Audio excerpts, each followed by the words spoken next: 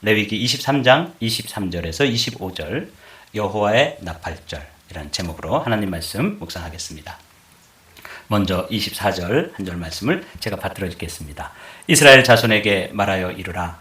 일곱째 달 곧 그 달 첫날은 너희에게 쉬는 날이 될지니 이는 나팔을 불어 기념할 날이요 성회라. 지난주까지 우리가 네 번째 절기까지를 묵상했습니다. 봄절기인데 여호와의 절기 가운데 유월절, 무교절, 초실절 여기 이제 한 군데 묶여 있죠. 그리고 이제 50일이 지난 다음에 오순절이 됩니다.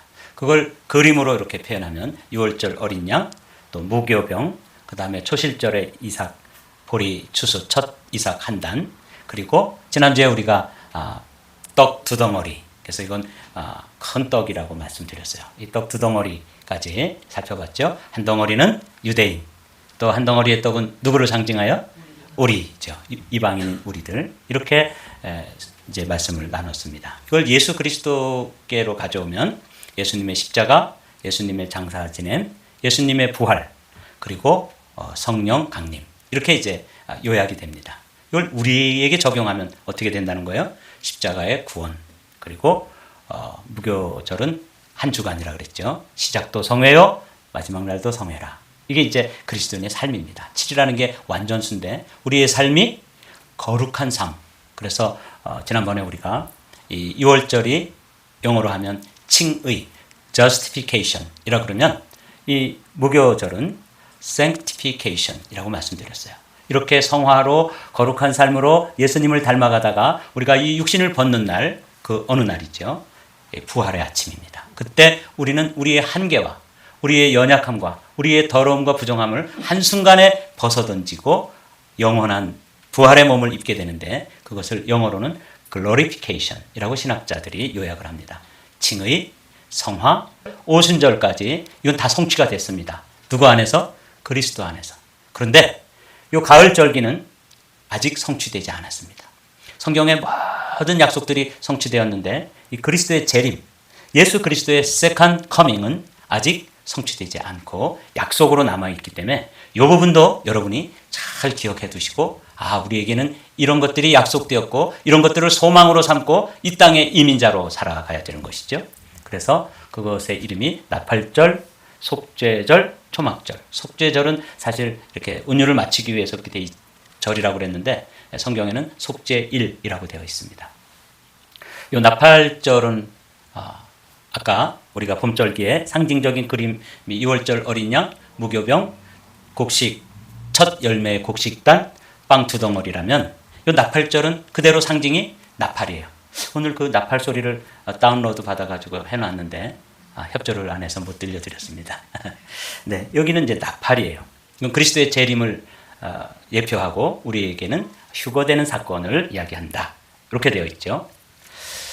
오늘 이 나팔절이 유대인들의 관습부터 한번 살펴보도록 하겠습니다. 유대인들은 이 날을 새해 첫날로 삼았습니다. 신기하죠? 우리가 6월절 할 때 애굽에서 나온 날을 기념해가지고 이 달을 그 해의 첫날로 삼아라. 하나님께서 그렇게 말씀하셨는데 또 하나의 설날이 있어요. 그 날을 이제 로시 하샤나. 그래서 지금도 유대인들은 이 7월 첫째 주, 그러니까 우리의 7월이 아닙니다. 9월에서 10월 정도 돼. 얼마 지나지 않았네요. 그렇죠? 네.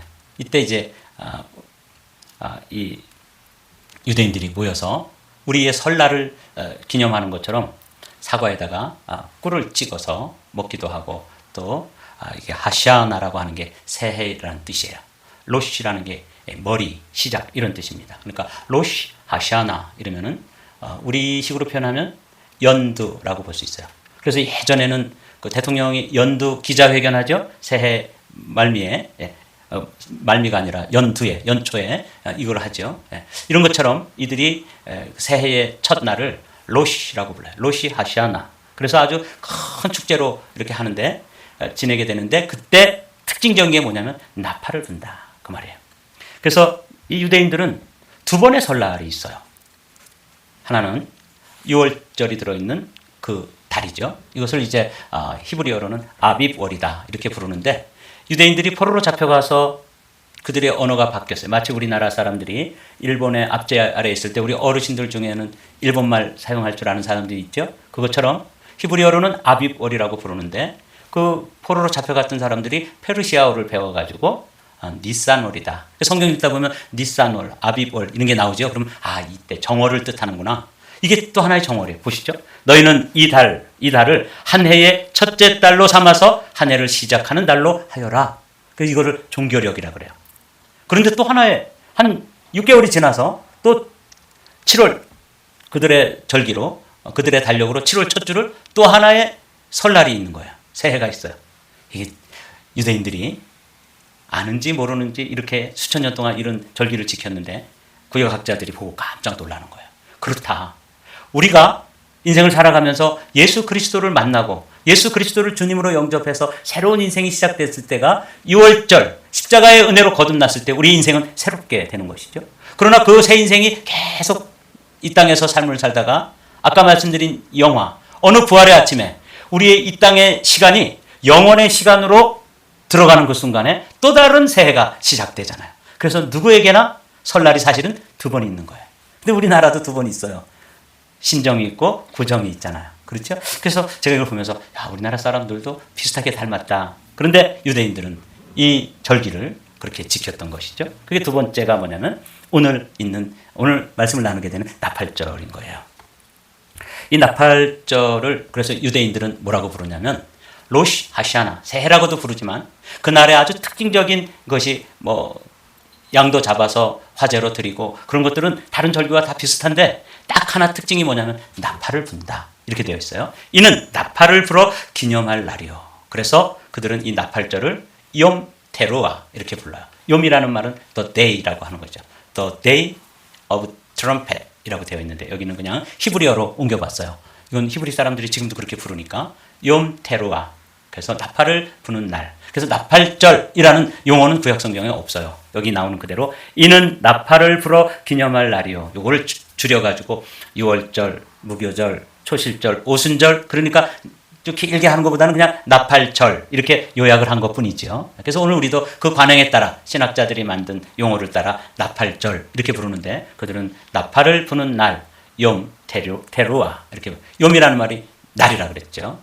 근데 이 나팔은 언제부터 어떤 그 관습으로부터 시작되었는지 보면 또 이것도 놀랍습니다.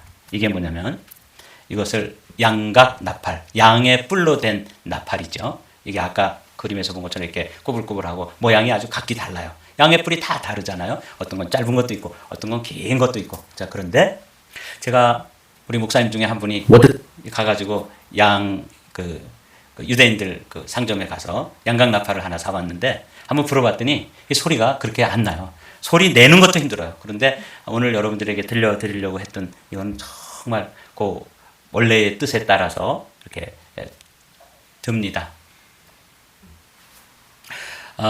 이 양각 나팔은 아브라함이 이삭을 모리아산에서 바치려고 할 때 하나님께서 그 믿음을 이제 다 받으시고 그리고는 이제 양을 한 마리 예비하셨죠. 그걸 여호와 이레라고 하는데 그때 양을 잡아 바치고 그 양의 뿔이 남았는데 그 뿔로 양각 나팔을 만들어서 불었던 것이 이제 그게 기원이 되는 거예요. 그래서 그들은 그 양의 희생을 기념해서 양각 나팔을 불었다 이렇게 돼요. 아브라함이 눈을 들어 살펴본즉 한 수디양이 뒤에 있는데 뿔이 수풀에 걸려 있는지라 아브라함이 가서 그 수디양을 가져다가 아들을 대신하여 번제로 드렸더라 이렇게 되어 있죠. 이게 이제 양각 나팔의 기원이에요. 여기서부터 그들은 늘 절기 때마다 또 전쟁을 할 때 또 사람들을 모집할 때 또 사람들이 이제 모였다가 광야에서 텐트를 치고 있다가 다시 출발할 때 이럴 때마다 각기 다른 소리로 그 신호를 보내서 사용했었는데 그런데 나팔절에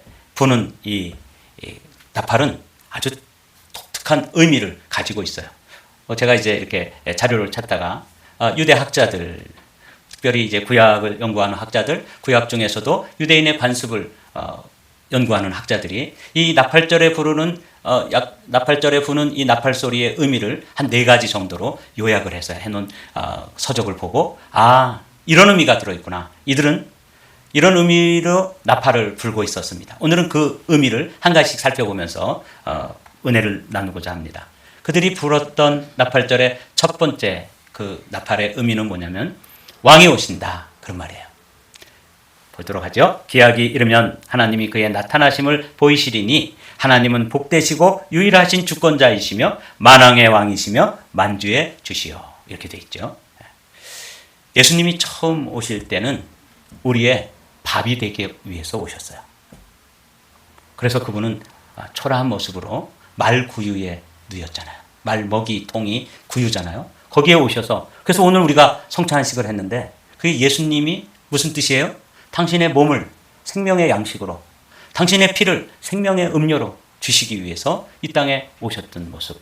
이게 초림 예수 그리스도의 모습입니다. 이 예수님이 십자가에 달려서 채찍에 맞으심으로 우리의 모든 질고를 지시고 우리의 저주를 담당하시고 당신의 살을 찢어서 우리의 생명의 양식이 되게 해주시고 그의 온 보배로운 피를 흘려서 생명의 음료가 되기 위해서 주신 거예요.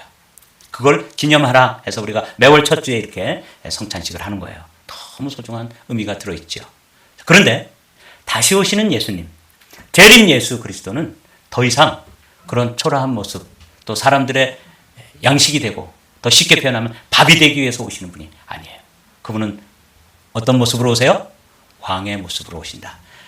세상에 얼마나 많은 왕들이 있습니까? 여러분도 한 사람 한 사람이 어떤 사람은 아직도 자기가 주인이고 자기가 왕인 사람들이 있잖아요. 그런데 주님은 뭐라고 말씀하시냐면 그 많은 왕들 중에 왕이요. 이렇게 나옵니다. 만왕의 왕이요. 만주의 주로 오신다. 이게 주님이 다시 오시는 모습이에요. 그래서 그들이 나팔을 불 때 왕이 오신다. 그런 의미로 이 나팔을 불고 있었습니다.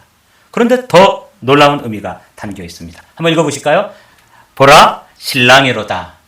그렇게 왕으로 오시는 분이 어떤 사람들에게는 그냥 왕이에요. 상관이 없는 사람들에게는 심판하러 오시는 왕이세요. 만왕의 왕이시고 만주의 주세요. 그런데 우리에게는 그분이 누구시라는 거예요? 신랑이로다. 네, 신랑이에요. 읽어보죠. 신랑이 늦어지니 처녀들은 모두 졸다가 잠이 들었다. 이 시대의 모습이잖아요. 교회마다 기도 소리가 잦아들고 전도하자 그래도 전도도 안 하고 또 뭐 말씀 읽자 그래도 말씀도 안 읽고 다 잠들어 있는 것이 이 시대의 교회의 그런 모습이에요. 그 주님은 이렇게 아주 간단하게 정리를 하셨잖아요. 모두 졸다가 잠이 들었다. 목사도 졸고 장로도 졸고 전도사도 졸고 그렇게 하고 있는 거예요. 자, 그런데 한밤중에 외치는 소리가 났다. 보라 신랑이로다. 나와서 맞이하여라. 이런 놀라운 그래서 예수님이 처음 오실 때 초림 때는 세례 요한이 광야에 나가서 광야에 외치는 자의 소리였죠. 이 시대에는 다 졸고 잘 때도 깨어있는 주의 종들, 깨어있는 교회가 뭐라고 외쳐야 돼요? 보라, 신랑이 오신다. 이게 이 마지막 시대의 외침이어야 되는 거예요. 그런데 그 유대인들이 나팔절에 첫 번째 의미는 왕이 오신다. 그 왕이 우리의 신랑이시다. 보라, 신랑이로다. 이렇게 그런 의미를 담아서 나팔을 불고 있었습니다. 그러니까 참 나팔절에 부는 그 나팔 소리는 우리에게 놀라운 의미가 담겨 있었던 거죠. 마치 제가 이걸 보면서 이런 생각을 했습니다. 춘향전 아시죠?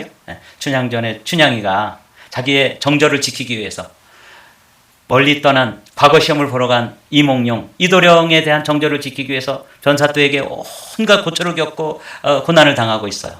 이 모습이 누구의 모습이에요? 우리의 모습이에요. 다시 오마고 약속하신 이도령 같으신 예수님에 대해서 우리의 믿음을 지키고 우리의 믿음의 순결을 지키고 이 땅에서 말씀을 따라 살려다 보니까 변사또가 어떤 모습이에요? 거지의 모습이지만 사실은 뭘 가졌어요? 암행어사. 다음 주에도 꼭 거기 앉아서 말씀해 주세요. 마패를 가지고 왔잖아요. 마패가 뭐예요? 왕권. 그렇죠? 왕이 권한을 줘가지고 거기에 말이 그려져 있는 숫자에 따라서 이 권한이 달라지는데 마패를 가지고 오시는 것처럼 예수 그리스도께서 백마를 타시고 그리고 왕으로 오시는데 알고 봤더니 그게 춘향이처럼 고생하고 있는 저와 여러분들의 누구세요? 신랑이에요. 보라 신랑이로다. 얼마나 감동입니까? 그들은 알고 부르는지 모르고 부르는지는 모르겠는데 그렇게 수천 년 동안 나팔을 부는데 그 의미가 뭐였냐면 보라 신랑이로다. 왕이 우리의 신랑이 되어주시는 그런 놀라운 찬양을 노래로 나팔로 불고 있었습니다. 그런데 그 나팔을 부는 세 번째 의미를 학자들은 이렇게 말하고 있습니다. 책이 열린다. 그 왕이신 그분이 오셔서 책을 쫙 펼치시는 거예요. 요한계시록에 있는 말씀 볼까요? 내가 보니 죽은 자들이 큰 자나 작은 자나 그 보좌 앞에 서 있는데 책들이 펴 있고 또 다른 책이 펴졌으니 곧 생명책이라. 죽은 자들이 자기 행위를 따라 책들에 기록된 대로 심판을 받으니. 여기 보니까 두 종류의 책이 있다는 걸 알죠? 책들이 있어요. 이걸 뭐라고 불러요? 행위록이라고 불러요. 그리고 책 한 권이 있는데 그걸 뭐라고 불러요? 생명록이라고 불러요. The Book of Life라고 그러죠. 그런데 여기 보니까 책들에 펴 있는 대로, 그러니까 정병준 목사가 1살 때, 0살 때부터 시작해가지고 64년 동안 살아온 삶의 그 레코드가 말이죠. 주님의 슈퍼컴퓨터에 다 들어있다. 프린아웃 해가지고 쫙 펼치는 거예요. 그 쫙 펼쳐지는 순간에 우리가 할 수 있는 소리는 딱 한 가지예요. 으악! 그거. 얼마나 놀라겠어요. 그런데 제 책을 딱 펴봤더니 거기에 붉은 글씨로 다 저의 제목이 있는데 페이지마다 예수 그리스도의 십자가의 보혈로 다 뿌려져 있고 덮여져 있고 발라져 있는 거예요. 할렐루야! 그렇습니다. 여러분의 행위록도 예수 그리스도의 피에 담궈져 가지고 여러분들이 회개한 것마다 다 삭제돼 있어서 읽을 수가 없어요. 그런데 어떤 사람들은 그대로 생생하게 하나님 앞에 책들이 펼쳐져서 이거 보십시오. 죽은 자들이 자기 행위를 따라 책들에 기록된 대로 심판을 받는다. 근데 그들이 불었던 그 나팔 소리가 왕이 오신다. 신랑이로다. 그 다음 신랑이 오셔서 책을 탁 펴내. 책들이 펴진다. 그런 의미가 세 번째로 들어있다는 거예요. 여러분과 저의 행위록은 예수의 피에 잠겨서 그 글씨를 읽을 수도 없고 알 수도 없는 상태로 되어 있는 줄로 믿습니다. 그리고 저와 여러분들의 이름이 더 생명책, 그 생명록에 다 기록되어 있고 그 이름이 또렷하게 지워지지 않아서 저와 여러분들이 다 그 구원에 참여하는, 저번에 말한 것처럼 정말 깜짝 놀랄 만한 일들이 우리에게 이미 예비되어 있는 줄로 믿습니다. 책이 열린다. 아주 가슴 떨리는 일이에요. 책들이 열린다. 이렇게 돼 있잖아요. 이 책들은 각각 다른 사람마다 각각 자기 책이 있는 거죠. 자기 행위가 있으니까. 여러분들 지난 한 달 동안 10월을 시작하면서 우리가 성찬을 받고 시작해가지고 이제 오늘 또 첫 주가 되어서 우리가 성찬에 참여했는데 지난 한 달 동안 여러분들의 행위를 한번 더듬어 보십시오. 그리고 그것 중에서 하나님 보시기에 부정한 것, 더러운 것, 죄된 것, 하나님 앞에 악한 것, 이거 회개 안 했으면 아직도 또렷한 것으로 남아있지 않겠습니까? 그래서 이 마지막 때에 이 나팔을 부는 것은 다음 주에 살펴보겠습니다. 7월 초하루날 이렇게 나팔을 불고 7월 10일이 속죄일이 되는데 그동안 그 사람들, 이 유대인들이 하는 게 뭐냐면 사람을 찾아가서 사람들에게 잘못한 거 다 고백하고 한 해를 마무리 짓는 거예요. 새해를 시작하는 거예요. 그리고 7월 10일 마지막은 하나님 앞에 죄 지은 것, 하나님 앞에 악한 것, 더러운 것, 추한 것, 부정한 것 다 해결받아야지만 초막절, 천국 창고에 드리는 알곡이 되는 거예요. 이게 다 그 과정이 있는데 오늘 유대인들은 나팔을 불어요. 로 행한 것을 따라 받으려 함이로다. 성경은 이렇게 분명하게 이야기하고 있습니다. 오늘도 주님의 보혈을 우리가 마시고 주님의 몸에 참여했는데 그 보혈은 우리의 모든 죄를 다 씻어주시는 거예요. 여러분들이 이제 지난 한 달 동안의 모든 죄를 다 씻음받고 새 달을 시작하시잖아요. 여러분은 정말 은총받은 자들입니다. 오늘도 주님 앞에 토설하지 않은 것, 회개하지 않은 것, 그런 것 정리해내십시오. 그것을 1년에 한 번씩 정리하는 일이 있는데 다음 주에 있는 대속죄일입니다. 계속해서 회개하지만 정리되지 않은 걸 한꺼번에 다 정리하고 완전히 죄를 벗어버리고 초막에 들어가는 거예요. 천국 창고에 들어가는 알곡이 되는 것이죠. 근데 네 번째 의미가 참 재미있어요. 이 나팔을 불 때 왕이 오신다, 신랑이로다, 책이 열려서 심판하신다. 여기까지 말씀을 묵상하다 보면 어떤 유혹이 생기냐면 그 날을 계산하고 싶고 그걸 한번 알아내고 싶은 이런 마음이 자꾸만 우리를 좀 속삭이죠. 그것만 계산해내면 대박 아니에요? 그죠? 그러니까 아무렇게나 살다가 그 날에 그냥 회개하고 그러면 되니까. 그래서 많은 이단들이 이 날을 계산하려고 이 나팔절과 연관되어서 성경을 뒤지고 막 그랬는데 여러분 꿈 깨십시오. 그 날은 원래 네 번째 나팔의 의미가 뭐냐면 아무도 모른다. 그런 뜻이에요. No one knows. 그런 의미가 들어있는 것이죠. 그러나 그날과 그때는 아무도 모르나니 하늘의 천사들도 아들도 모르고 오직 주권적인 하나님 아버지의 장중에 들어있는 것입니다. 실제로 그 나팔을 부는 시간을 언제 불어야 될지 몰라요. 그래서 7월 초하루가 되면 나팔절이 되면 다 제사장들이 나팔을 가지고 이 나팔을 부르려고 그럴 때 높은 곳에 망루라든지 성루라든지 이런 데 올라가서 그 달을 봐요. 그래서 이제 금음이 지나고 초생달이 막 떠오를 때 그 초생달이 산 위로 딱 떠오르는 그 시간, 아무도 모르기 때문에 그 시간을 바라보다가 달이 떠오른다고 이야기하면 그때 이제 나팔을 그냥 전국에서 나팔을 막 부는 거예요. 그러니까 그날을 아무도 알 수 있어요, 없어요? 없다. 이거죠. 그래서 이런 유혹이 있지만 또 아주 성경을 잘 안다고 하는 이단들이 이런 유혹이 있고 기도 많이 하는 사람들이 기도로 요 날을 좀 알아낼까 하고 그러지만 그냥 우리는 믿음으로 주님이 말씀하시는 곳까지 가고 주님이 말씀이 멈추는 곳에서 서고 주님이 모른다. 그럼 우리도 어떻게 하는 거예요? 모른다. 이렇게 하면 돼요. 그게 믿음이에요.